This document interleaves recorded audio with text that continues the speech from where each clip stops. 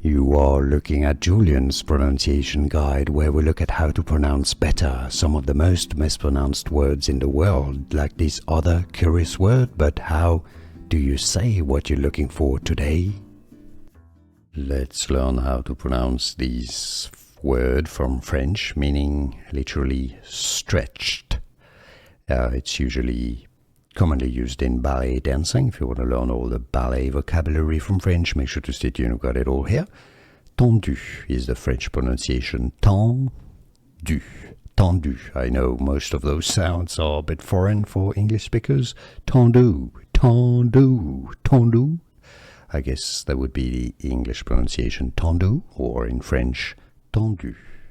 Here are more videos on how to pronounce more confusing words and names too many mispronounced. Like this video if you found it useful. I appreciate your support. I'll see you soon and thanks for watching.